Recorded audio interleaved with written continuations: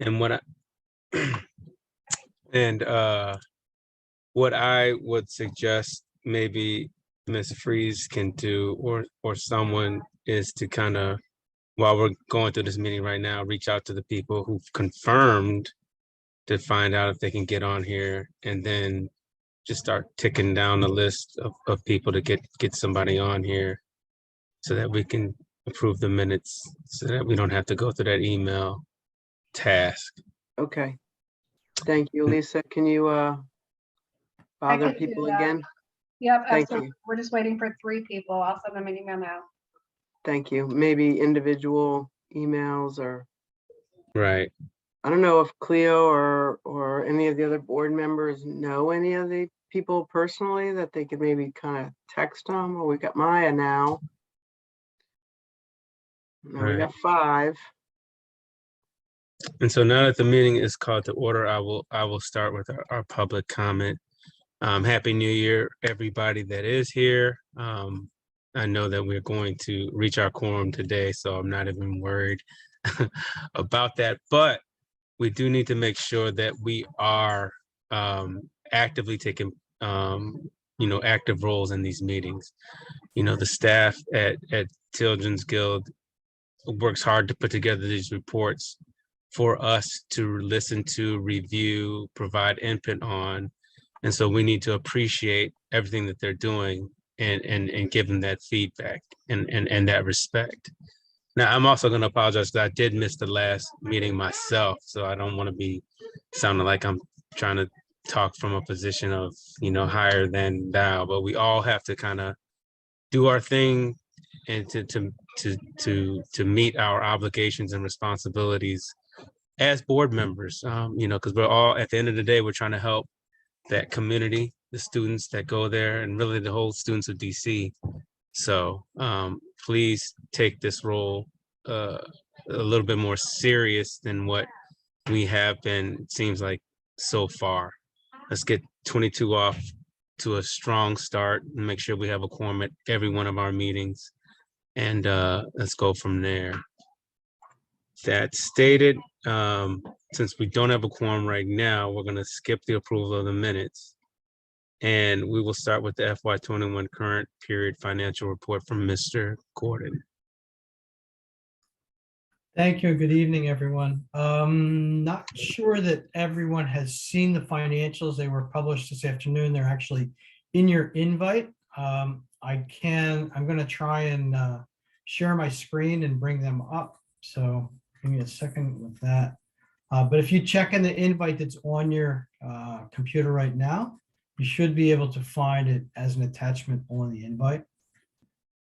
So I'm just opening up my file so I can share it with everyone. All right, so I need to be able to share my screen, which looks like I can. All right, so can everyone see this?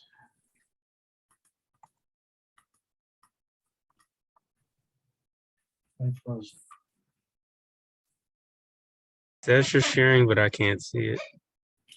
Yeah, and somehow I've frozen. Can you hear me? Yep.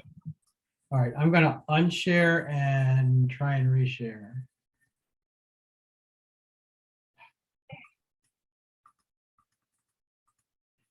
Not letting me do it. I can do it for you, Charlie. Give me 1 second. All right, thank you, because I can't stop sharing.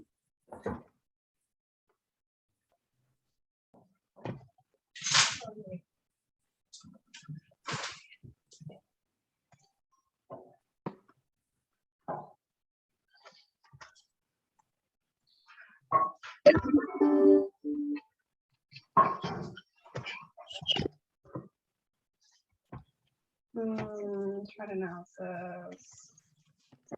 There we go. Okay, and share screen. Can you all see that? No, we No. just see a black screen. And it said that Charlie's still sharing. Charlie, stop sharing. my computer's completely locked up. It won't do anything. I'm gonna have to exit and come back. Thank you, Charlie.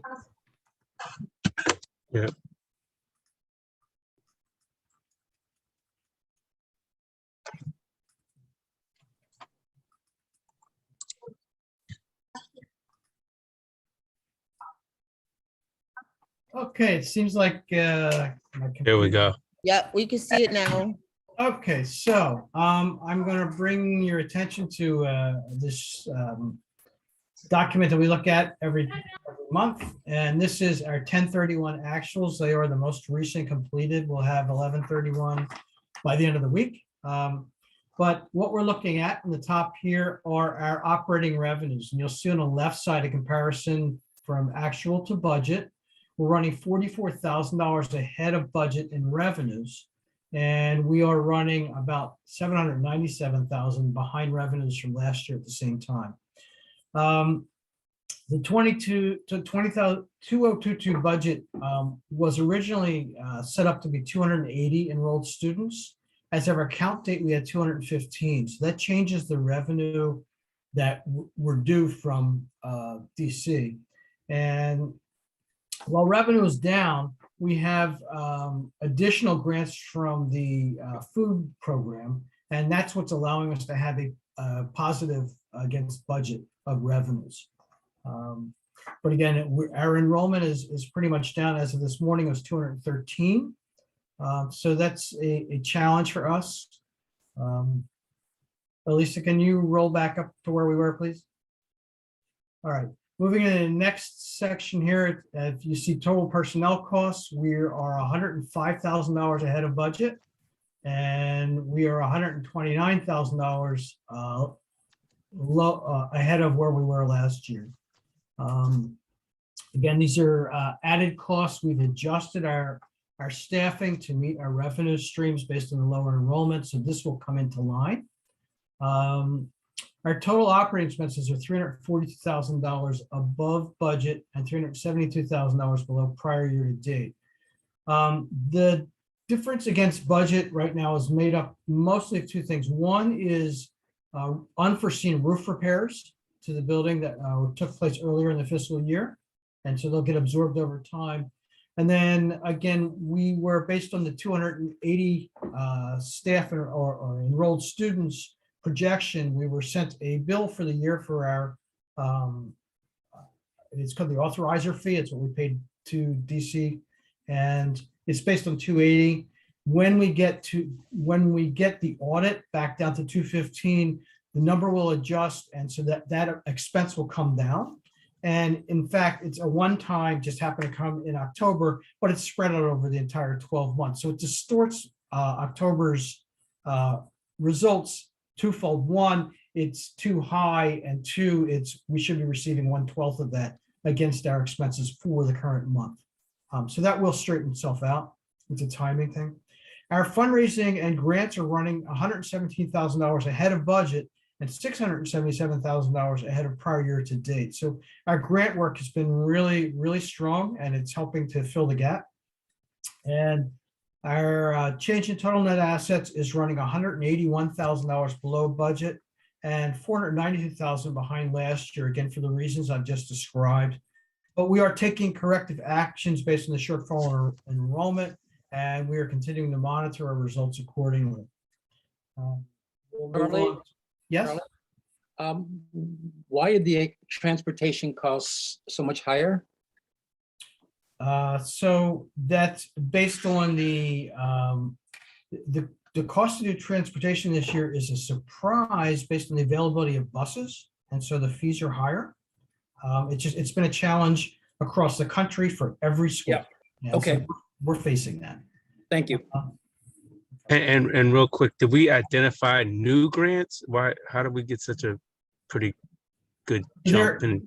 Yeah, there are grants related to federal dollars that are coming out or related to COVID and to fixing schools and making schools more safe for, say with ventilation, that sort of thing. So we continually scour for grant opportunities, and we have really attack them, and we're doing a really good job at it. There's more money out there than we knew about when we set the budget together, and because they just hadn't existed yet. But as soon as they come up and we're watching on a weekly basis, we're out applying for them and then capturing them. So we're doing pretty good with our grant machine.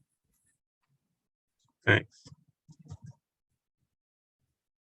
I had jumped to balance sheet. Is there any other questions on the revenue and expenditures before we move on?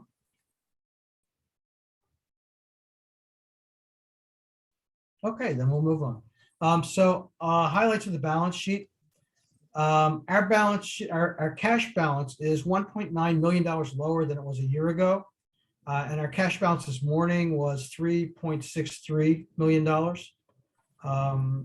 Our total current assets are $198,000 higher than at the end of September, mostly to an increase in accounts receivable that has offset the decrease in the cash. So the cash will come back. There is an adjustment that should flow through the balance sheets following completion of our audit that should add as much as $400,000 to the current asset value. So that's coming in the next month or so. Total assets has increased to $164,000 since September, mostly related to the increase in current assets that I just mentioned. And it's only smaller than that increase of 198 because of non-cash depreciation expense, which has reduced our assets because it's a charge every month. Our intercompany payables are greatly reduced versus prior reporting. And our total net assets have decreased about $250,000 over September. It's driven by the reduction in current assets and the operating loss for the month of October. That's my comments on the balance sheet. If there are questions. Okay, we'll move on to the ratio analysis. Yeah, there you go. So not looking so great because of the loss. And so a lot of these numbers are just jumping off the page. And again, remember that some of these are just timing issues. So they may be alarming to look at right now. They should adjust and correct. So our change in net assets has declined from last reporting. This is due to the additional year-to-date operating losses. We went from a $56,000 year-to-date loss at September to $252,000 at the end of October. Again, remember the timing differences. This is not a good number. We're still above the -5% that DC wants us to see. So it's not great, but we are here. Aggregated 3-year margin has declined over the prior reporting period. It's now about 8.5% above the trigger of -1.5. Again, timing issues here. That annual billing has really messed up this particular figure. Moving on to days on cash on hand, it's up by 254 days since September. And this is really directly related to our reduction in expenditures moving forward because we've kind of right-sized our expenses to meet our enrollment. So that was a positive operational move that we've made that's being evidenced here. Our cash flow from operations is -22.5%. It's unchanged since September. It's below zero. I'm not going to sugarcoat it. That's not good. Hopefully that will come around as we start to collect the accounts receivables, which we recognize have increased. Our current ratio has improved from a -1.27 in September to a +7.09 this reporting period. And this is mostly due to an increase in the current assets, and it's a positive trend. Our debt ratio has improved from 0.73 to 0.79. It's moving in the right direction. Our primary reserve ratio has increased from 2.47 in September to 8.38. It's well above the 0.25 that DC requires, and we're moving in the right direction. Now below, these aren't things that DC tracks, but we do internally. Our program service expense ratio is pretty much unchanged from prior period. Anything above 0.9 or 90% is good. We're at 0.91, so that's good. Our defensive ratio has increased slightly from 6.18 to 6.21. It's a very small change. It's still a good trend that we're moving upwards from September. And our liquidity ratio has decreased slightly from 0.84 to 0.82, still pretty good, and really a very slight change. So that's the end of the financial report for October 31, year to date. I do want to bring to your attention a matter around our audit from June 30th, 2021. That's the last fiscal year. We are late on delivering the audit. We've been in communication with DC Charter Board. They're working with us, and they're awaiting the delivery. And it's because we've identified an issue that's causing the delay. So we switched to new auditors this year from our previous auditors. The auditors we're using are the same auditors we use for all the other Children's Guild organizations. And they were finally approved by DC, so that we brought them in, and there's some savings around that. But there's an issue around something that comes from Medicaid. There's a medical assistance reimbursement that's an annual reimbursement. It's calculated at the end of the year, and then it generally takes between 21 and 25 months for us to actually receive the cash. So when we started the school, we didn't know whether that number was right or wrong, what we estimated for it. And so we took a very conservative approach, and we reserved the entire receivable for Medicaid as uncollectible. And so it had the effect of depressing our balance sheet and our current assets because it was against accounts receivable. And we consequently received exactly the right amount 21 months later. And the next 2 years, we did follow the same practice. And last year, the fourth year, we followed the same practice. However, we knew now that even though it takes 21 to 25 months to receive this funding, it does come in, and we're pretty good at estimating. And so our new auditors who have to issue an audit that's got last year and this year, we're not comfortable issuing last year's numbers as is because they don't believe that conservative approach should have taken place. So we should not have reserved that $400,000, which is actually a charge against income, and it reduces our balance sheet. They want to take a different approach and recognize as much of that as possible. We're trying to come up with some bit of conservative safety net, maybe 10 or 20% of that number, but not the entire number. And so what this has caused is we have to now do these calculations, not just for this year, but for last year. And because it's the first time we are doing these calculations and we're doing it with a new auditing firm, it's delayed the ability to issue the audit until we come to an agreement of what that number should be. Ultimately, what's going to happen is the numbers that we had produced at June 30, 2021 will improve. Our balance sheet will be stronger, our net income will be stronger, and moving forward, we'll have this higher income, and it won't be in the budget, so it'll save against budget coming up into this year. So that's just, I wanted to make you aware of this. We're working through it. The city is aware of it. They're working through it with us.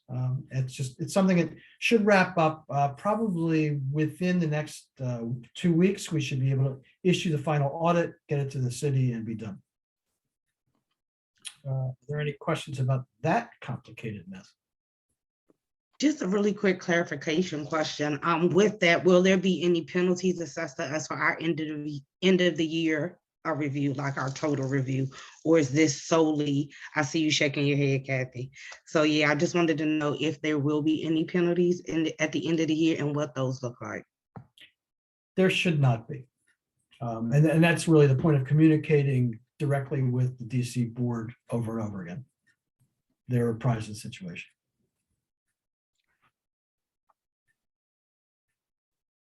Any other questions for Mr. Gordon? All right, thanks, Charlie. All right, thank you. Appreciate that information. We will move to the next point on our agenda. Mr. Daniels, is he here, or is someone going to give the report for him in his stead? Yeah, Mr. Daniels is out of town this week. So Mr. Medley, our elementary assistant principal, and Ms. Johnson, our middle school assistant principal, will be delivering Mr. Daniels' report. Excellent. Good evening, everyone. Just waiting for the PowerPoint to load up.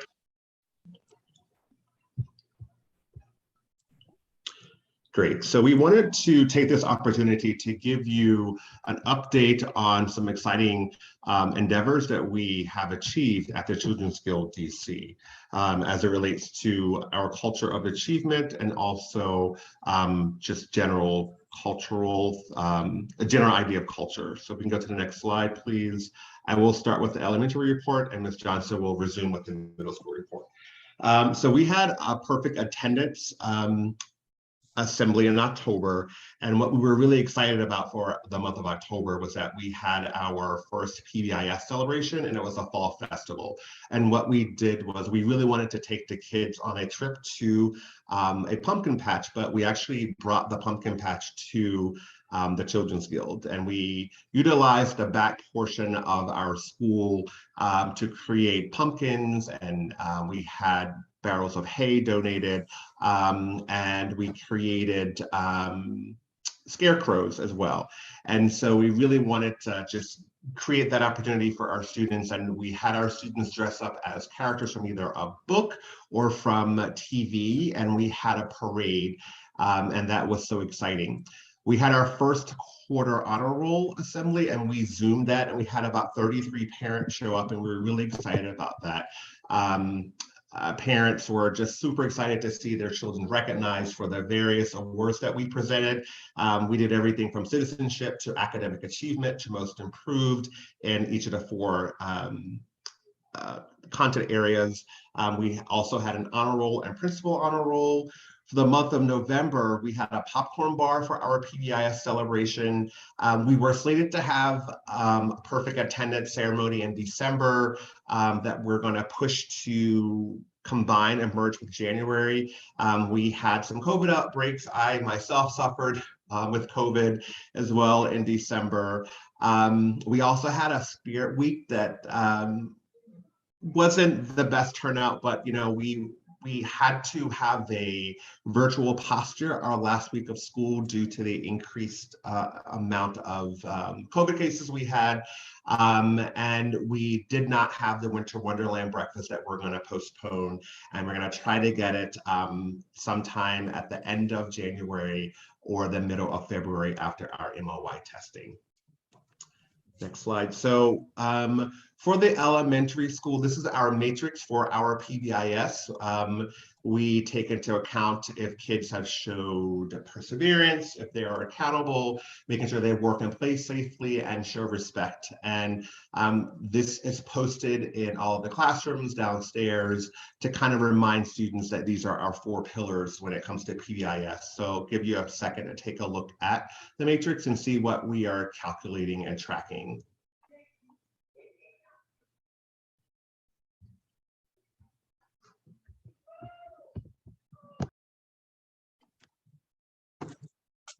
Okay, next slide, please.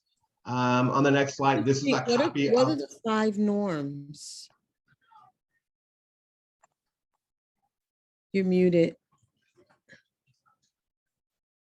So at the Children's Guild, we have posted the 5 norms that we practice with the students as well as the teachers. And we spent about 6 weeks going over the norms. So it's like, there are things from like, you know, raising your hand to speak, getting things done. And we even created like little gestures that kind of help teach the kids what they mean, getting things done quickly, raising your hand, just 5 norms that we have identified that this was something that I was brought into that is global to the entire school. So everyone from grades K to 8, we use the universal 5 norms. So whether you're in 8th grade or 1st grade, it's great for consistency, and it's great for just to establish that great sense of culture in our school, no matter where you are.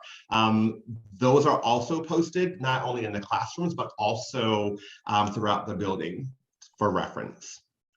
This is the positive behavior punch card. So students get this once a month, and teachers give the students a punch, the punch out one of the paws, and we establish at the beginning of the month how many punches they need in order to participate in our PBIS celebration. So I just wanted to have an idea of what the punch card looked like.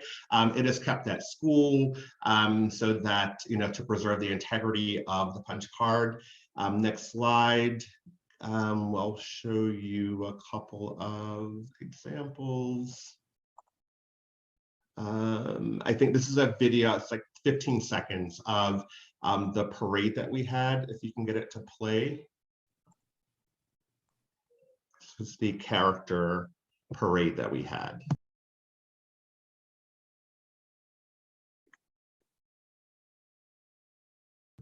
It doesn't load up or doesn't work, it's okay. I can try to send it out to you guys, but Yeah, it's not pulling up for me. okay. We can go beyond that. Students had a blast. They had so much fun. There we go. This is a copy of a picture of our perfect attendance. You can see our kids were super excited about getting something tangible to take home to share with parents. And we got a lot of positive feedback from parents about their students being just really being excited about coming back to school and establishing some type of sense of normalcy. Next slide. This is just another group of kids who also got some awards. This was in November, we had a popcorn bar.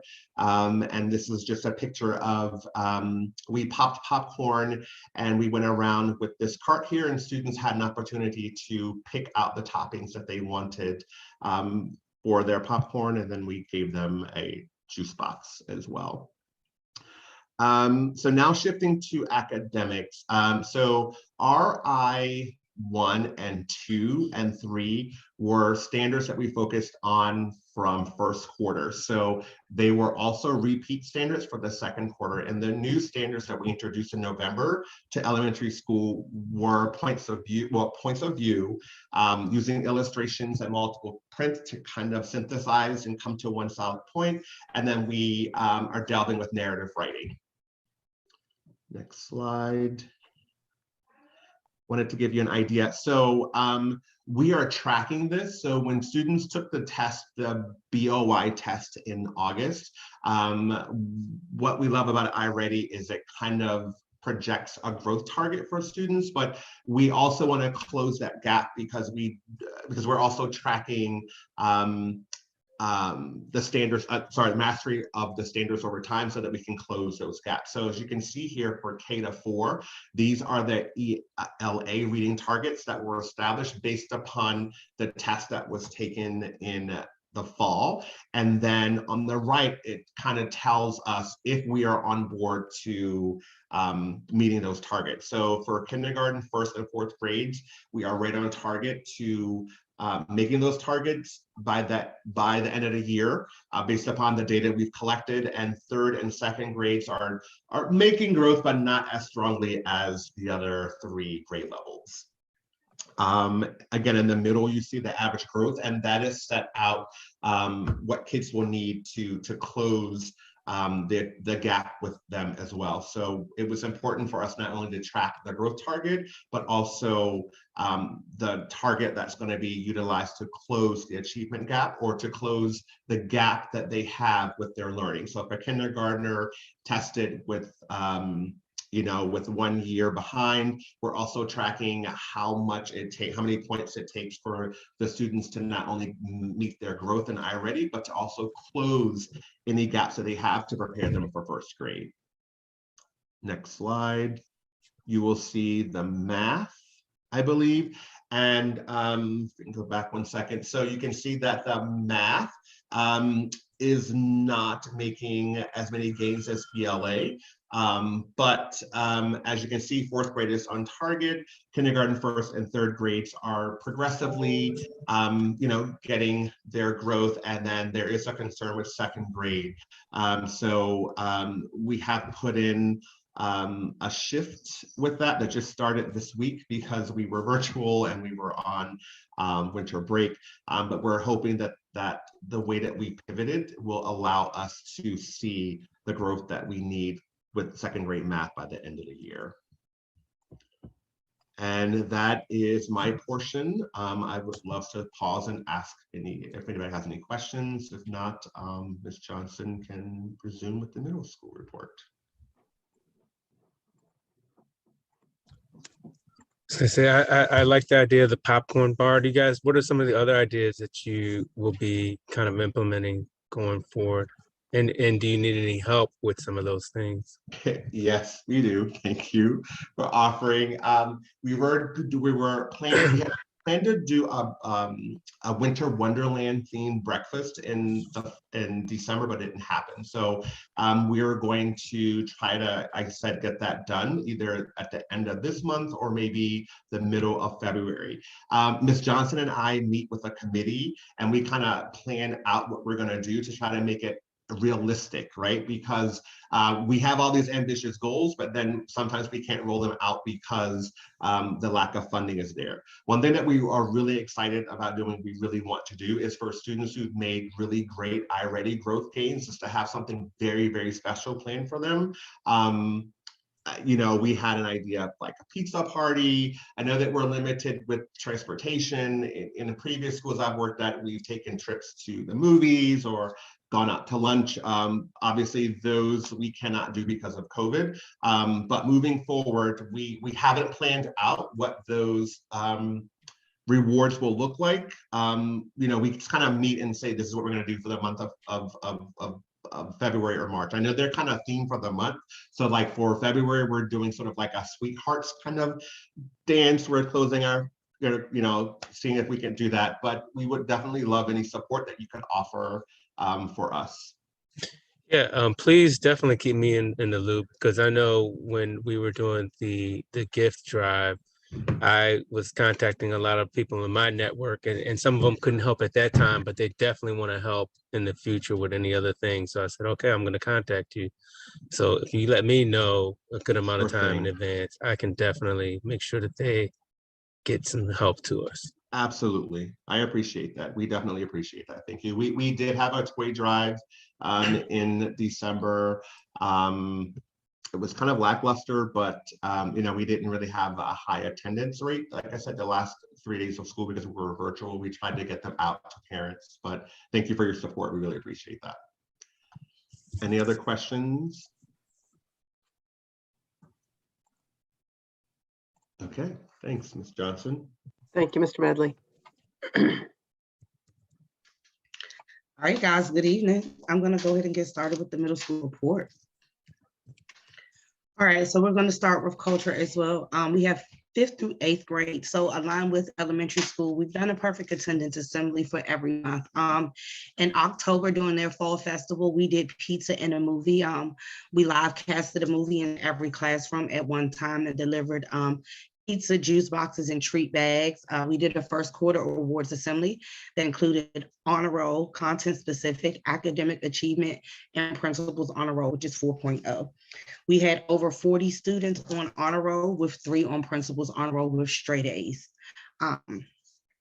November, we did movie and a popcorn bar similar to Frank's. And then in December, we were slated to do a hot chocolate bar during the Winter Wonderland presentation, but of course we were virtual.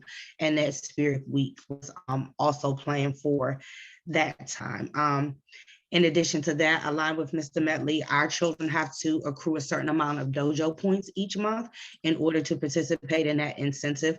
It's a way for them to track their points, their gains and losses over the day. Our teachers were giving a criteria as aligned to the 5 norms, how they gain points and lose points, and children know at the beginning of the month how many points they need for the end of the month activity. So far, out of 113 children, we've only had about 3 children that haven't had the points consecutively to participate in the event. So the behavior management system, or at least the incentive system, seems to be gaining buy-in month by month from the students. As we have more events, we get more buy-in. Middle school, of course, is focusing on grade level park priority standards. So these standards, can you go back for me? These standards were identified based on standards that they need to master for the next grade band, as well as standards that will be highly assessed on the park assessment. So can you go back for me? Thank you. All right, so 5 through 8 ELA standards are the same. It's just the level of application. So these are the foci, evidence, main idea, theme, plot structure, and figurative language. These are the ones that are highly assessed. Now you can go to the next slide. And so this is how they were achieving as of December 20th. You can go to the next slide. in each grade band. So you'll see the standards identified. So what we do upstairs is we track standards mastery over time. Every 2 weeks, there is a standards-based assessment that is pushed down for myself and the math coach, assessing the priority standards. And then once the data comes back in, the data is entered into a tracker, which we track their mastery over time to see where we need to focus and how we need to move our intervention. So as you can see with the grade being the most recent assessment, it looks for our 5th and our 6th grade, they are showing consistent gains in their most recent assessment in the priority standards. You can go to the next slide. 7th and 8th grade, I do know the data by heart, are also showing gains, but we wait for her to go to the next slide. 7th and 8th grade are also showing gains, and this is a big priority group for us because this group also aligns to the data point for our accreditation as well as our next annual review. So making sure that they are high school ready, as well as this will be the first group of students to take the part since pre-COVID. So ensuring that they are pacing at a pace that allows them to be competitive on that state assessment, or at least to show growth regardless of our alternative framework, is important. And then can you go to 8th grade? So 8th grade is where we put a lot of focus because we are transitioning them to high school. And the last time they were in the building, they were in the transition grade of 6th grade. So it was their first year in middle school. So we have prioritized a lot of academic intervention for them in order to close some of those gaps. What is not captured here, Mr. Mev, the week that we went out, we're in the middle of a hard stop mid-year assessment where we measure standards mastery or growth over time. Our preliminary data right now have about 70% participation, but we're using this week as a makeup week. Our 8th graders, we have a cohort of 8th graders that are scoring proficient in every PARCC priority standard assessed, and we assess 4 out of the 10. So that is extremely promising when we think about our targeted intervention and our small group instruction and how we've shifted our instructions to actually focus on skills mastery and mastery over time, and we see the progression of goals. So the next meeting, we'll definitely have a new target. Teachers are making exams now, but that data was very, made me really, really excited. I walked into Frank's office and Daniel's office and was like, listen, look at how the 8th grade is pacing and progressing, as well as we are seeing a decrease. For those of you that don't know, data is coded green, yellow, and red. We are seeing a decrease in our red students and a large increase in our yellow, which is our CUSPR children approaching mastery. And we're seeing a gradual increase of the children that are masterful, but the data for ELA is moving in the right direction. And so we are excited about that.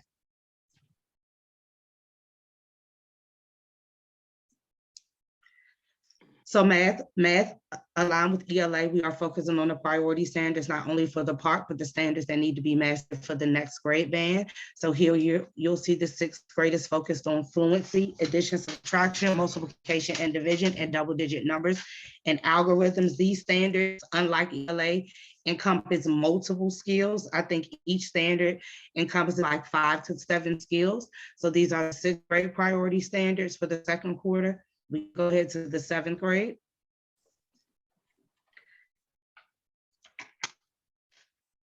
In the 7th grade, we're focusing on subtraction of ratios. Everything right now for 6th, 7th, and 8th grade is the story of ratios and walking them through the level mastery of interacting with all types of ratios, be it addition, subtraction, multiplication, or division. You can go ahead to the 8th grade priority standards. What you see is 8th grade, we're dealing with proportionality and introducing geometry to them. And the next slide is going to show their data to date. So when we look at math, and this one is sorted by cohort because of their priority standards, we see that we have our 8th grade, that same cohort that is outpacing in ELA is also outpacing in math as well. Our math data is a little bit slower on growth, which is where we are prioritizing our intervention and our small group instruction. Can you go to the next slide for me? As well as if you look at it, you see how many of our children are 3 or more grade levels behind in math, 7th, 8th grade. So that is our target and intentional focus to slowly but surely decrease those as math also begins to track standards mastery over time. You can go to the next slide. All right, so I'm gonna pause right there before I get into already goals and see, I feel like I saw a question in the chat. Are there any questions about the academic growth and progress today? Yeah, Maya was asking if we can, how we're gonna focus on supporting the 20 to 30%. Absolutely.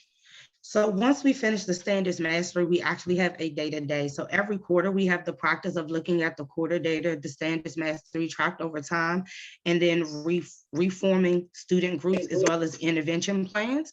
So we are approaching the end of a quarter. So that is done for everyone. And then they are prioritized and their intervention is grouped by their data. So that 20 to 30% will be revisited during data day. They will be regrouped. As far as the outside support services, our tutoring service is always available. However, that 20 to 30% typically doesn't engage because those are typically gaps and not deficits. If that makes sense or if that is helpful, but prioritizing learning maps, and my teachers write intervention plans quarterly. So we have them based on groupings and based on standards, because that's how we also identify the priority focus for the quarter is based on what the children need, not necessarily a map. We respond to the data on a bi-weekly basis. Our next data meeting is next Wednesday because standards mastery makeups are due Friday. There was a slide right before this one. Thank you so much, Ms. Johnson. No worries. And I think I saw that it was the one right before that one. Yes, Did it ma'am. say 47? No, after that. Go back. Go to right there. Yes, ma'am. 40% of the students are below 3 grades below. Yes, ma'am, in math. So two things to take into account. This data, the last time these children were in the classroom, they were 5th graders. So we have a year of learning loss as well as a transition to middle school that happened virtually and the inability to actually interact with the materials. And for math, what we're learning is that is very, very important. So all the data, and so our 8th graders, the last time they were in the classroom were 6th grade, and they were only in the classroom until February. So yes, math is our target. We put some money into math intervention this year. So outside of our regular curriculum, we also have an intervention program, ST Math, as well as the fortunate ability to have very, very small class sizes. There is an all intervention day every Wednesday, as well as small group instruction twice in the week built into that math instructional block to help bring that number down. Like I said, we are wrapping up another round of data collection. So hopefully when we finish makeups on Friday, these percentages will look different. I have a question on this as well. If students are 3 grades below, how realistic is it that they're going to get caught up? So that's a great question. So to understand about how we pay growth. Growth for compliance for the charter board is based on each child meeting their growth goal in iReady. When they take this test, iReady gives them a growth goal. iReady paces them to grade level over 3 years if they meet the growth goal. So they will not be on grade level this year. What we do internally, so they give you a projected goal, which will have you on level for 3 years, and then a stretch goal, which essentially cuts that time in half. Internally, we are pushing for every child to reach their stretch goal, so we can close that gap in 2 years versus the 3 to 4 that is projected. But if they reach their goal this year, they will not be on grade level. The program paces out over 3 years. Now we just add, Danny, if I could, just for clarity, right? So this was beginning of the year assessment data. So this was when the students just returned back from largely September. from virtual learning in September. So it was really a baseline. We're about to enter the middle of the year assessment window, and we'll be able to present that data to you at the next board meeting. And we would expect to see growth in these areas because now the students have been in school, in classroom on a daily basis with our teachers and the interventions that Ms. Johnson has shared. Okay. Can we go to the next slide, please? Can we go back to the slides? Yeah, the next slide, please. Yeah. Can you explain to me what these target numbers mean? Absolutely. So it relates to the previous answer. So already is our standard assessment that we use internally. It gives you a growth target. In order for us to meet our compliance with the charter board, all of 80% of our children have to meet their growth target. Don't wait until the end of the year to figure out whether our children are going to meet it. We pace it out every quarter. So what we did is once every child took the beginning of the year assessment, we went in and on average, every 5th or 6th grader needs to grow 19 points for the year for us to make our growth target. The same thing for 6th, 7th, and 8th. And so you see that they have to grow larger in ELA than they do in math. And then based on that, mastery to check the midpoint. So for instance, Mr. Medley is doing his mastery check this week.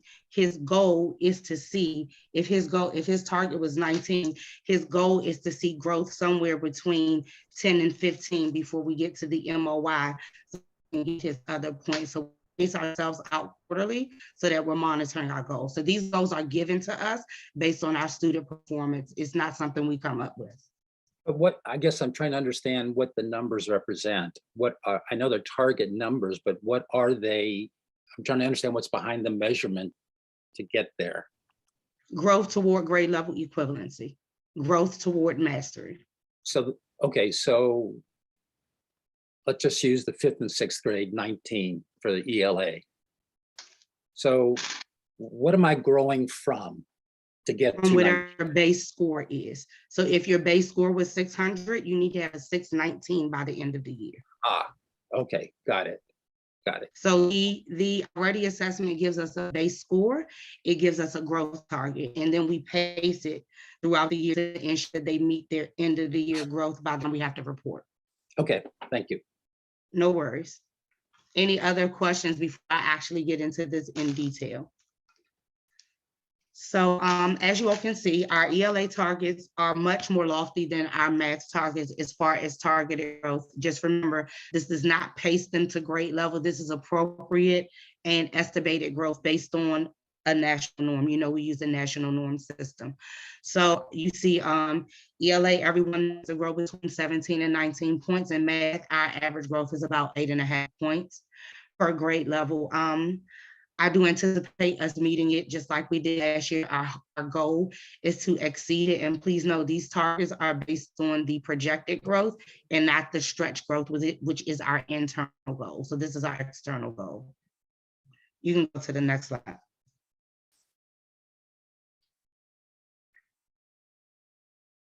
Oh, that's Ms. Carter.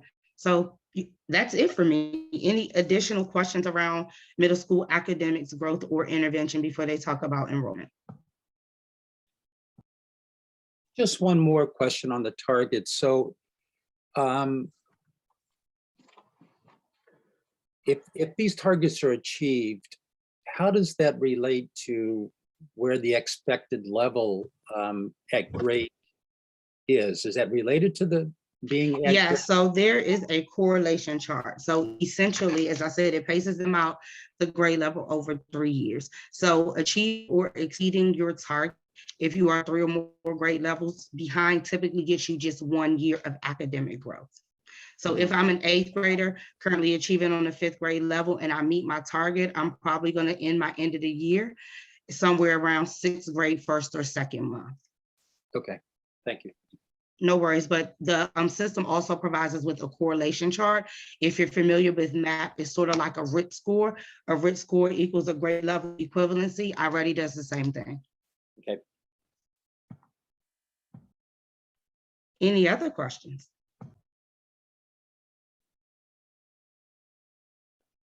All right, I'm gonna hand it off to either Ms. Carter or Brandon to talk about enrollment. I'm not sure who. Frankie? I'm sorry. Good evening. You know, I'm at chair on Monday, so I had to step away to make sure and I didn't hear how much the noise. So this is our current enrollment. As we stated, we're at 213. You can see that with kindergarten, we are 5 students. In 1st grade, we have 13. 2nd, we are at 14, as well as 3rd grade. 4th grade, we have 28. 5th grade, we're at 19. 6th grade, we at 39. Seventh, we're at 26. And at eighth grade, we are at 80. I mean, it was at 55, sorry. Next slide. Hi, how does this compare from, are you gonna just, should I just wait? No, till- go ahead, ask your question, go ahead.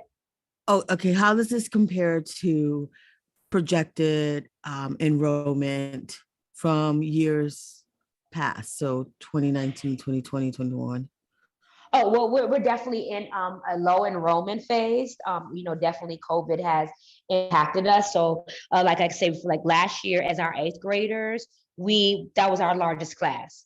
So we dropped like 16 with 85 eighth graders last year. So we enrolled, a lot of them transitioned out. So that was a chunk of our enrollment there. Again, we're on that kindergarten side, we're always fluctuating in that number. In the past, we've always had our eighth graders, and then our next grade level, we were that for 5, that would be our largest, that would feed right into our middle school. So where did these children go? These children have decided to be virtual, homeschool because of COVID. Some have transitioned to other states, or just say Maryland, going to a different county school. But right now, we've definitely been impacted about this by COVID. Unfortunately, what you find is that some of our students, when we went on tracking where they were, you always find that there are a lot of students who aren't even enrolled in schools. Because if a student was enrolled in another DC public charter school they would be on like a duplicative enrollment form. They would pull up on a report. And so we have lots of our students there. Unfortunately, whereabouts are unknown because, again, due to the fear of this COVID and parents wanting students back inside of the classroom, they are actually just at home. May or homeschooling themselves if they have not already enrolled them in something like a Friendship, who has a homeschooling type program. And I'll just add the biggest impact is going to be the graduating eighth graders. Those are students that can't return. They transition out. And one positive, when you look at the enrollment, is we're starting to have a little bit more balance in that fourth and fifth grade level. Usually there's a big bubble in middle school. And again, this year we still that's the highest grade level. But once that starts to balance out, retention will be better, and our ability to bring in students. We have a marketing team this year. Last year we didn't have any marketing whatsoever in regards to support from the organization. So all of those things on top of COVID, on top of gentrification, people moving out of the district, all of those play a role in the enrollment. What's the budgeted number? We originally were at 280. It was our projected number, but we came in at 215 on count day. So we had to cut a significant amount of staffing out of our budget. And how does our experience compare to other schools? Well, I think Danny posted in the chat that DC enrollment as a sector is down by 65%. So I was on a testing meeting last week with OSSE around standardized testing, and currently the city's enrollment rate is 65%. So to Ms. Carter's point, a lot of children are not on anyone's roster and currently trying to be caught through the truancy or the duplicative enrollment process. A lot of children are just not enrolled in school right now for the city, and they're trying to figure out a way to clean that up before standardized testing. And Brandon raised a good point. I don't know, well, many of you live in DC. I mean, gentrification is real. And the families that we had typically, were our mission, when we first opened in our first several years, 25% of our students were homeless. And the homeless centers that were around our school have all been closed. And many of the students have been relocated to Calvert County, Glen Burnie, and other areas throughout the state. So, our target audience was significantly impacted by some of these things, as well as, as the real impact of COVID on minority families, which we know is more significant than on other families. And this is our target population. And as Brandon also pointed out, we've always been kind of upside down with these middle school bubbles, which makes it enormously, you have 85 eighth graders graduate, and then you only have 5 kindergarten kids backfilling them. We still have an enormous bubble to address in terms of recruiting more students. We're currently in the enrollment application window. And so we're, working very diligently to ensure that our name gets out there. And as Brandon commented about, our marketing strategies are much more sophisticated, and making sure our name is out there and that we're becoming a school of choice for students, families in this sector. Is there a sustainability number that we need to meet to be able to continue? 280 was really lowballing it because we're chartered to have 450 students. But we thought that was a realistic projection at the time.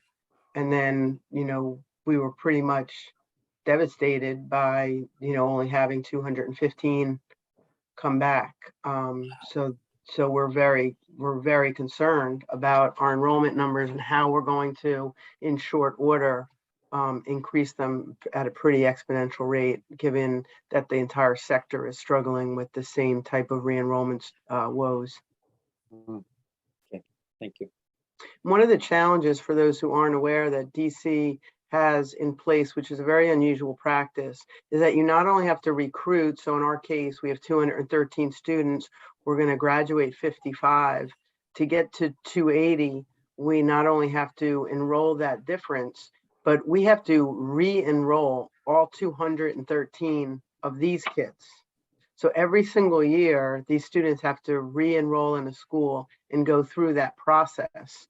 And it's just an enormous workload, time consuming, and parents often are somewhat avoidant or difficult to kind of lock into that process where you have paperwork and you have to electronically upload it and submit it and show proof of a number of things, vaccinations, residency, and so on. And it's a cumbersome process and very unusual in the charter school world, but it is DC's standard. So that makes the process even more challenging. I mean, but that's true for all charter schools, it's not just us. And I want to piggyback on that. What Kathy said is that 39 of our students right now currently are homeless, listed for us. And as well as this year with the lottery, and Brandon can jump in, is that we were able to change in preferences for lottery. And so that when parents are looking for and filtering certain aspects and factors of what they're looking for in their students, school and academic situations, we were able to list those things in a certain order. And so we were able to cater to those type of students that we tend to get in our schools. And it increased our parent interaction with our My School DC, with our virtual Ed Fest. Parents that come, they're looking to say, hey, I'm looking for something that's special education, I'm looking for something that's small classrooms. We were able to list those things as priority preferences. And so we were able to draw those people towards us. And Brandon, if you have any more to that, you can add to that too for enrollment. Yeah, I'll just add that, out of all of the efforts, the more sophisticated marketing team that Kathy mentioned and all of the efforts that Francesca talked about, we currently have 40 applications in the lottery. So that just gives you a little bit of context on just the challenge to get one application. Now, on the positive side, that's twice as many as we had last year. And the thing that I'm confident and excited about this year is we're being more specific and detailed in our marketing, and people know who we are based on the information that they get. So the idea is people, we may have less applications in regards to, you know, maybe not last year, but 3 or 4 years ago. We're used to getting about 200 lottery applications.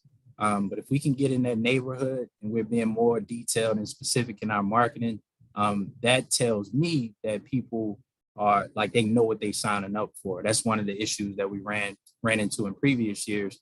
You know, people, they ran across us in the lottery, they sign up, they apply, and then we get to the registration phase and it's like, oh no, that's not the type of school I was actually interested in. So being a little bit more detailed on the front end, seeing the applications more than double within a year, like those are all positive things. And we, you know, we have to celebrate because we don't have many things to celebrate.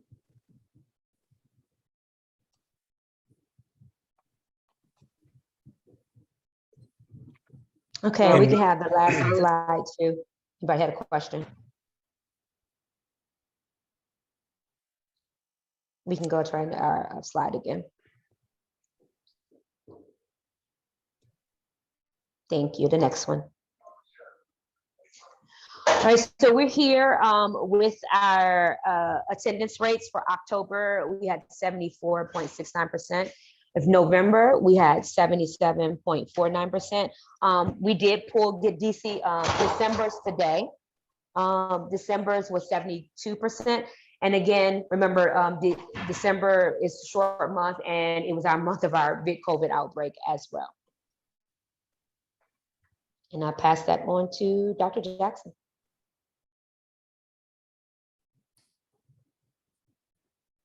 All righty, can everybody hear me okay? Yes. Okay, great. Good evening, everyone. So I will be presenting our SPED levels for everyone, as well as kind of where we are, as previously stated, trying to bridge the academic gap. So we are having students who are actually going through the special education process as well.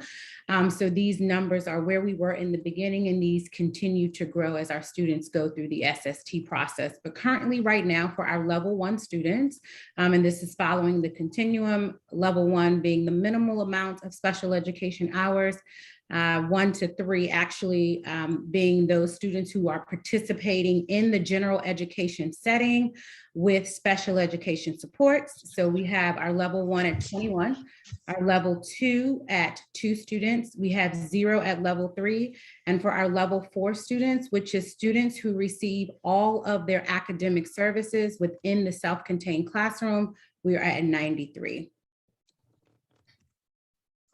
Any questions regarding that? How many self-contained classrooms do you have? So we currently right now have 8 self-contained classrooms. Thank you.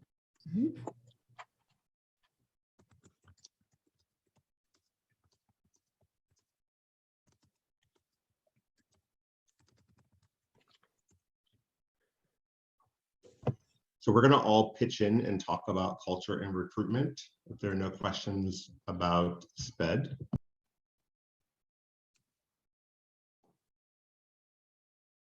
Okay, I'll begin with the behavior data. So we had 2 suspensions in October. One was a SPED student, and we had 2 suspensions in November. Again, one was a SPED student. We have created some new systems and well, we have talked about new systems, and we're in the midst of creating what they look like. So we kind of came up with a blueprint where you know, students get, you know, 3 strikes you're out, right? And so what we were looking at, what the data saw was that teachers were not doing steps like 1 and 2. Teachers were going straight to level 3, and then we had these massive amount of referrals. And so we're looking at that, and also we're looking at trying to better use our behavior coaches to kind of bridge the gap between a suspension and intervention. And so we are in the midst of creating a system where students will have an opportunity before getting suspended to kind of go through a mediation. And we're also looking at some other interventions that kind of get them to be more reflective in nature before suspending them. That is still hot on the press. We're working on that. As you know, we began working on it at the beginning of December, and then COVID happened and we kind of lost traction with that. But we're really excited to roll that out for the beginning of third quarter, which is going to start in a couple of weeks. Just like to add something to that really quickly, because all 4 of these suspensions were middle school stops. So in that, we are seeing not a lot of egregious behavior. All of these suspensions were for absolutely egregious behavior after several interventions. However, to Mr. Medley's point, where we are working on putting a system in place is to begin to deter those lower level behaviors so that then they don't become egregious behaviors, that our suspension rate can continue and remain this low while we are still improving the experience in the classroom. So I just wanted to make sure that we're not seeing an influx of a lot of incidents, but the incidents that we are seeing are becoming a disruption. You know, little things become big things. So the system we are working on is to be able to put more interventions in place to actually deter behavior versus consequence behavior. Do you have data on why they were suspended and how long were they? Absolutely. And how long they were suspended for? Absolutely. Absolutely. We have all of that data. We collect all of that. None of the suspensions for more than 3 days. And I do want to jump in on that, Ms. Johnson, is that out of our 213 students, we've only had 5 suspensions total, just in our 213 students. So that is amazing that we're being able to only have that, even though they are in that middle school. I mean, again, unfortunately, that's that age group where, you know, social media and those things get involved, but we have to report this as 3 times a year with OSCE in our discipline data collection. And so we just submitted that report last week.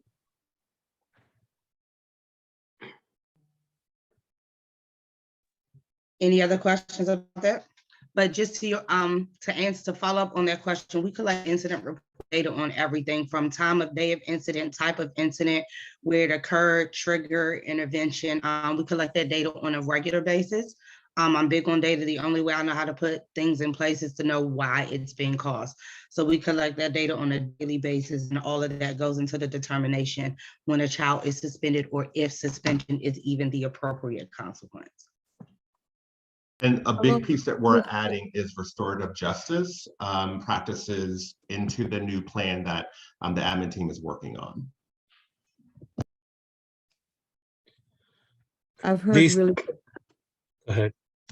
I've heard really good things about restorative justice, restorative circles, etc. I'm wondering, how long are these suspensions? Is there work being given to students when they are suspended? Oh, yes, ma'am. So that's DC law. They go home with work as well as linked to a tutor for full support. And as I stated before, no suspension today has been more than 3 days. Thank you. Of the students that have been suspended, is there some kind of pattern? Is it the same kind of group of folks that? So in short, because they were my students, and these 4 suspensions are representative of 3 students. One is in a protocol with the state as well as with us and has RAP care supports. We are seeing improvements in the behavior. It's just the circumstance that he's in. He has a full compendium of services from the state, as well as a full compendium of services in the building, as well as 3 daily check-ins with me and an afternoon check-in with Mr. Medley. And he's not even Mr. Medley's student. So we are seeing a gradual increase in his behavior and in his ability to self-regulate. He historically had gotten into trouble with the law over the breaks. This entire break, he didn't get into any trouble with the law, and we rewarded him with a free haircut because that was a big thing for him after 3 years of just situation after situation. The other one was for physical threat to a staff member. That's just a non-negotiable. That young lady is on a behavior contract. She has 5 goals. She met 3 of the 5 goals. We are still working on the other 2. She also is supported by a social worker and outside clinician. And for the classes she does not go to, she actually has a support for myself, as well as she has one-on-one tutoring when she's in the building. Those are all of the children that are represented on these suspensions. But Other but questions? again, then it's not like they're like all of them are kind of, I guess with the school being so small, everybody is friends with everybody, but it's not like a group of friends that are. No, these are one-off incidents with individual children who have been walked through the steps a number of times prior to suspensions. But no, this isn't like a certain group of children or clique. These are 3. It just so happens that we have 2 children with a really, really unfortunate circumstance that need some support, and then one-off. Mhm. But all 7th and 8th graders as well. So Gotcha. Any other questions for the principal's report? I think we have one more slide, yes, for the staffing report. Okay. all right, I'll go ahead and get started. This is our staffing report. You know, we lost about 12 people due to the DC COVID mandate. To date, we have not replaced all of them. I know we are actively recruiting immediately for 2 OT. We did have an OT that started today, as well as 2 new TBAs and 1 TA. So we are still recruiting. We met last week during our IMAT meeting and put out some projections around staff needs for next year. We're going to finalize those projections once Daniels is back from vacation, but we do have an estimate of staff that we are projecting to need for next year that I will have in by next week. But we're looking at potentially somewhere, I think we came in somewhere with between 2 and 5 teachers, Frank, gen ed, and about the same for SPED. And additionally, we did send some recommendations up about where we recruit. We definitely have a reachability issue. When I reach out to my networks, people don't know where to find us because our jobs are typically only on our website. And if you've never heard of us, you're not going to our website to look for a job. So I did send Ms. Estep the top 5 sites that are using DC to recruit charter school teachers or educators in general. So she is working on seeing if we can post on those. I know 4 of the 5 are absolutely free. I've used them at previous charter schools and they've yielded really good results as far as attracting and recruiting staff that already come in qualified versus us having to train and certify staff. So we are moving in that direction to recruit staff over different platforms this year. And if I could just add one thing to what AP Johnson indicated, we did have a new staff OT, so we're actually, this will change, we're only looking for 1. I know, so that's something exciting to indicate we're looking for 1 OT. So Ms. Duhart started last week and is doing great. Any other questions about staffing or staff recruitment?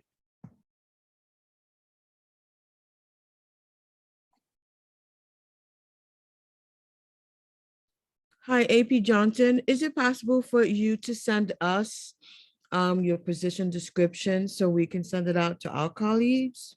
Absolutely. We'll make sure you get the employment bulletin so you all can send it out to your networks because we do have some immediate hire positions. That would be very helpful. And so that last slide, can you go back one? That last slide just looks like more of our recruitment efforts. So I know we did attend EdFest. Brandon or either Ms. Carter can speak to how we performed at EdFest, but I think he spoke to when we talked about being able to filter and go through the lottery. I know that Ms. Nash is back on and working on recruitment on a daily basis with Ms. Posey, as well as a lot of us are reaching out to our family and friends and pushing those networks, especially families who are in need of transportation and things that make us a unique choice in the city. Hi, I had a question. This is Yolanda. Well, I guess a question and a comment. Has there been any connection with some of the local universities for related service providers, even for some of their programs that they have on campus that could potentially create some connections that would We be currently get important. interns from Bowie State and UDC for related services. Okay, We get social work interns and interns for speech and language. I do believe Dr. Jackson I don't think we get any other interns, but I know we get interns for social work and speech and language. okay, and because I'm also thinking about some of the programs that have programs for teachers with the special education certification, and looking at for some of those programs that the students have to do a teaching internship, and sometimes that creates future opportunities for employment. I think that we are absolutely open to exploring that. It sounds like something that we would really want to look into as a possible recruitment effort for next year, especially those that are coming out, those graduating seniors. We also have partnerships with GW University. And once we have our cohort now that's currently in the master's program, they'll be eligible to be supervisors of the GW interns, which will build us a pipeline of qualified special ed teachers. And we also have a partnership with KIP. And we have gotten 9 of our own teachers certified in special education through that KIP partnership. Okay. Thank you. We also have a partnership with Urban Teachers.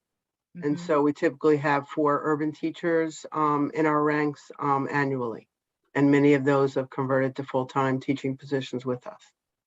Yeah, and just because from my experience, sometimes some of the students that are in the programs at universities in DC, it's for some reason it's harder for them to find practicum sites in the city versus going to Maryland. So most universities are really eager to set up partnerships with schools that are located inside the district.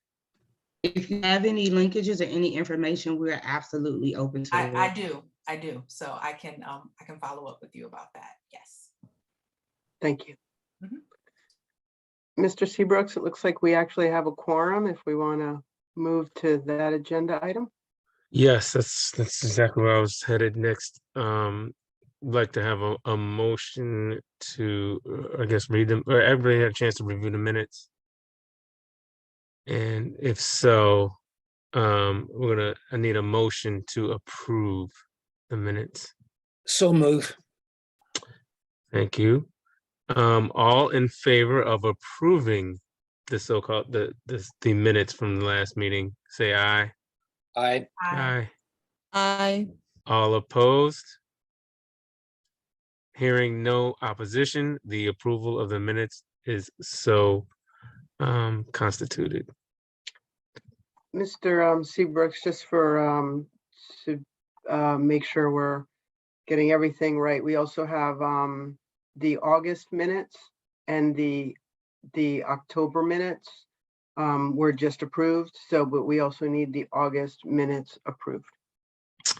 Thank you. All right, everyone, please take a moment to review the August minutes for approval. where can I And- access, Go ahead. where can I access the August minutes? They're on your calendar invite, Ms. Figueroa. Yeah.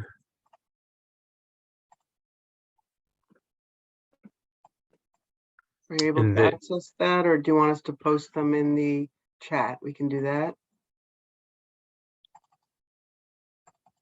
If you don't Lisa, mind. Not at all. Lisa?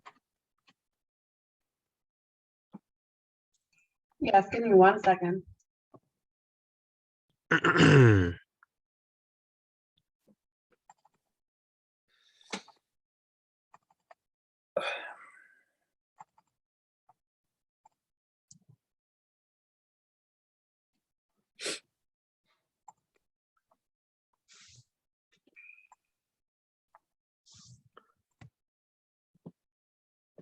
Typically, we're going to ask folks to review these minutes prior to getting into the meetings, which is one of the big reasons why she sends them out in advance to keep the meetings moving.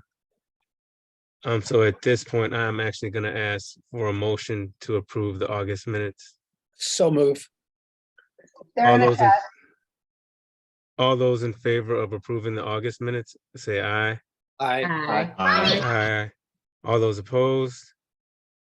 Hearing no opposition, the approval of the August minutes is so constituted.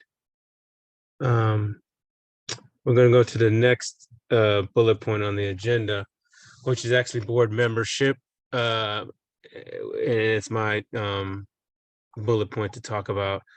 I've had a couple of meetings with Ms. Lane and with Mr. Zimmerman regarding some ideas about how to increase our board membership. Of course, the governance committee has been also working to review resumes and figure out if we can get some of those resumes that they've received, I guess, submitted for board membership. But I'd like to say, even with all that, we still need more help to get more people recruited. So please reach out to your different networks. One of the things that I know that we're going to be utilizing is Ed Boards, which is an organization that helps, recruit board members, among other things. This is something that Chris Zimmerman was really spoke highly of when we and him were chatting on this issue, because apparently we've used them before when he was actually the chair. And I don't know if you guys are completely familiar with the direction that the Alliance itself is going, but they want to be nationally recognized charter school organization. And so to that end, we've been having meetings to try to figure out what are our best approaches to do that. And of course, that would include having the DC school really perform well, since we're going to be, especially if the headquarters is in DC. It would make no sense for our DC school to not be performing as well as the other schools. And then especially if we're trying to get nationally recognized, our DC school, which is in the nation's capital, needs to be, performing well. And so we need to have board members that are invested in wanting to help this school perform well. And that means attending these meetings and listening to these reports and providing the feedback that we've been doing tonight, which has been great and helpful. But we definitely need a little bit more from everybody. So to that end, I'm going to hope that Ed Boards is going to help us tremendously reach our goal of getting some more members on here. I'd like to get this number up so that we don't have to worry about trying to reach a quorum of every month, because we're going to get people that are really excited about helping the school out and kind of righting the ship, so to speak. So that stated, I don't know if anybody else has any points that they'd like to make on board membership. yeah, Robert, I've communicated with Education Board Partners, and we have a proposal from them to recruit new board members. And we've had a little difficulty convening the governance committee to talk about this. So I will make rededicated efforts to have a meeting very shortly so that we can determine whether we want to hire them to get going. Great. Yeah, that's very helpful to know. Michael. Another thing relative to your point about the school needing to be functioning at a very high level, and maybe Kathy and Charlie, this is a question for you guys. Do we know how the schools that the Children's Guild manages compare to each other? Do we keep any data? Do we track? Is there a way of understanding where all of these schools are relative to each other? So we have 3 other charter schools in our network, and they're all in Anne Arundel County Public Schools. They're all K-5 or K-8 charters that were brought about in partnership with Anne Arundel County Public Schools. They have anywhere from 780 to 825 students. So they're extremely larger in scope. there's not as much competition. In Anne Arundel County Public Schools, there's only the 3 Monarchs and 1 other charter school in the entire district. So families don't have as much choice as they do in the district. They also go after a general education market. So they're more like any community neighborhood school where you have 800 kids and, they're largely on grade level or above, and a small percentage of students with disabilities.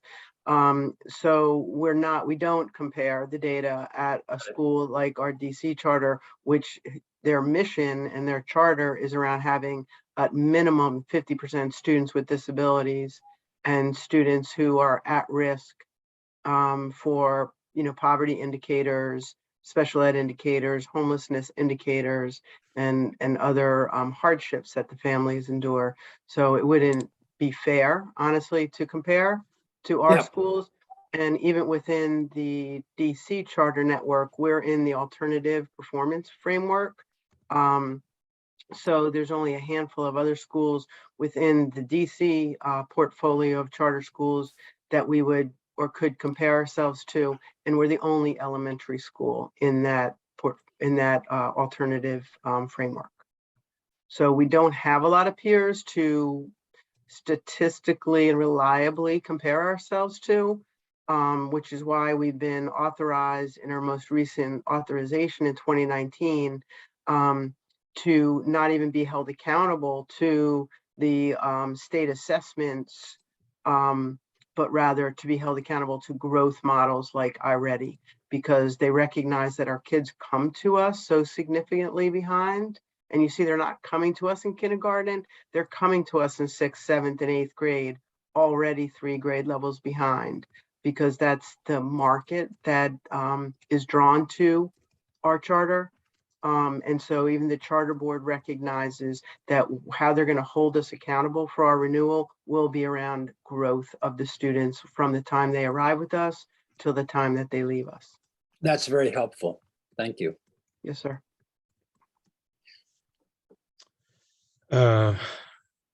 So the next point of our agenda will be the facility update, which is supposed to be from Mr. Daniels. Is someone going to be stepping in to provide that?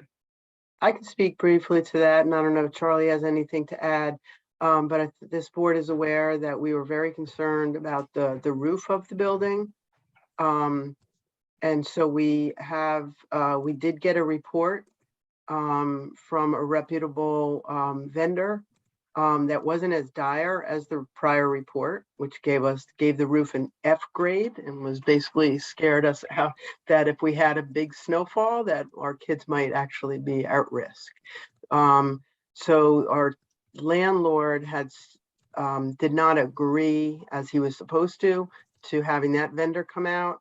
So he kicked the can down the road and said, no, I want to have my vendor come out. So we had our 4th vendor come out to assess the roof on December 23rd.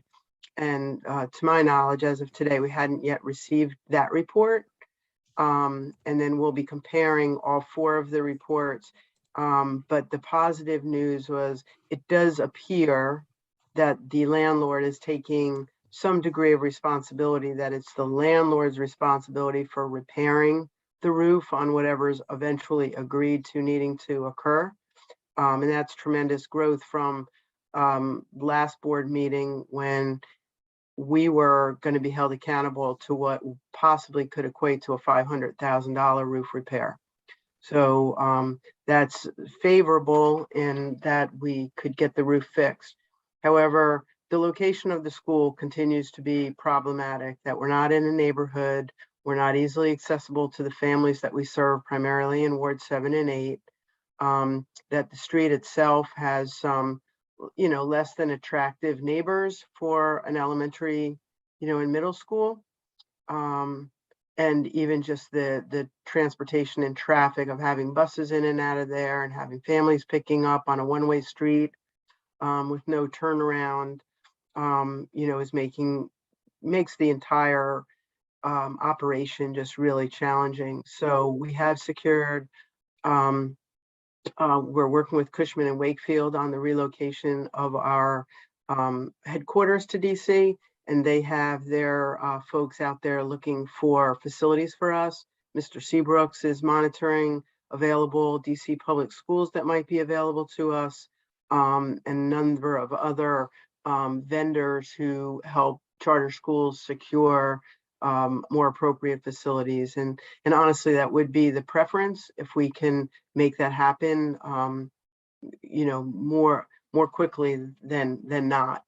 But at this point, we don't have a secure plan in place, but we are actively pursuing multiple pathways to find a more appropriate facility for our children to attend. Thank you, Ms. Lane. Any other questions about the facilities? All right, that's gonna almost catch us up on schedule there. Mr. Turner, you're up now for the marketing and branding recruitment window report. Good evening, everyone. I know I spoke in detail earlier, but Lisa, if you can pull up my report, and I'll be very brief.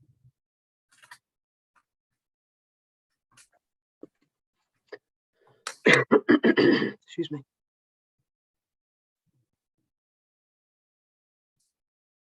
All right, so the biggest takeaways here, again, is the current lottery results. We're at 40 applications, which is double than what it was at this time last year. The lottery will close, well, the application deadline is March 1st. At that time, we'll open up for registration. We're doing a lot of work right now to improve our marketing. We actually have a meeting this Wednesday. It's scheduled to be 6 hours, just so we can really bunker down and put together an efficient marketing plan, as well as the admissions strategic plan is due this week as well. And I'm about 20 pages in to really developing the structure that I think this organization needs, not just at DC, but for all of our schools. And then we'll be able to apply those strategies for each individual school.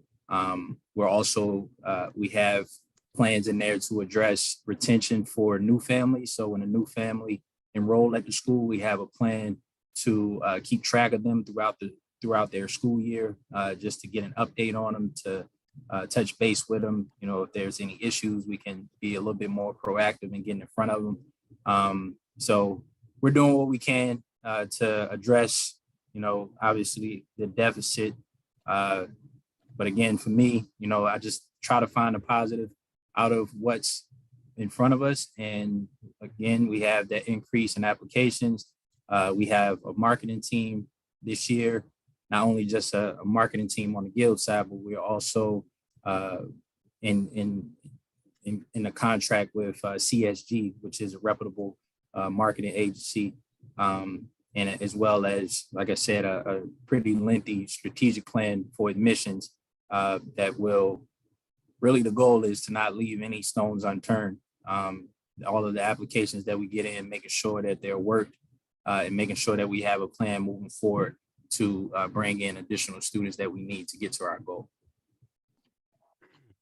The marketing team that you just mentioned, are they giving us any kind of guarantees on their performance or anything of that kind of nature? Or they're just saying, we're going to help you guys recruit? I can't necessarily say guarantees, but we are basing things off of data. So for example, we have a marketing plan that's up for approval, and that, whatever's approved now could change within a matter of 3 to 4 months if things aren't working. Like we're working to move more efficient, not only in the admissions department, but it's been a goal of the organization to be more data driven. So if we have a QR code on a flyer that's being passed out in Ward 7 or 8, then we know the return for those efforts. And before, those things just didn't exist. So no guarantees, but we are moving more efficient. We do have we will have a better understanding of what's working and what's not working. and where we need to make adjustments. So it sounds like they're more of a, maybe more of a process improvement type of team as opposed to like really headhunters, maybe. You said process improvement? Yeah. If they're giving us that, you know, helping us fine tune our data with the Right. QR code. Yeah, and that's not the only thing that they're responsible for. That's an example. And again, to answer your question, I haven't been in any conversations where they were able to, or anybody were able to guarantee results. You know, again, just being a more efficient with being data driven as opposed to just making intuitive decisions based on what we feel is a good idea. Mm-hmm. So allow me to jump in for a second on that. They are a national integrated marketing firm. So they are looking at multi-channel opportunities for throughout the organization. And they are very much driven by data and metrics, as Brandon just laid out. A much more sophisticated approach to marketing than the Children's Guild has ever taken before.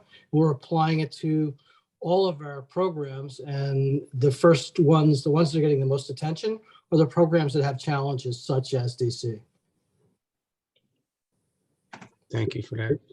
Yeah, I have a quick question about enrollment. Are students admitted further along in the school year? So for example, if a family was interested in enrolling now and there are spaces available, and is there any active advertising for families to know that even though it's beyond the point of the lottery and, you know, school is very much in session, that there are spaces available and that it may be an option for them? Yes, I Yes, can speak. yeah. Oh, go ahead, Brandon. Go No, ahead. I was just gonna answer the question directly. Like, it is allowed, and obviously, if we have a student that's coming in the younger grade levels that's interested in attending our school, it doesn't matter what time of the year it is. We're gonna figure out a way to bring them in. So yes, it is allowed. Now, in regards to like marketing it and promoting it, like for our efforts, we are like working to put a lot of that energy into next year, and you know, for obvious reasons, like we want to make sure that we have a strong cohort going into the next year. But if an individual situation makes sense for a family to start right away, then we make those accommodations. We are currently advertising though on the radio and getting ready to advertise on buses at bus stops and the like. And so if that generates any interest for right now, we would accept, you know, definitely any elementary age student, and we'd probably take a 6th grade student. We'd probably consider whether a 7th or 8th grade student is, you know, probably not an 8th grade student because they're not really going to yield, you know, they don't yield anything in terms of our budget, and we wouldn't be able to retain them. So, but anything from 6th grade down, we would, you know, definitely accept.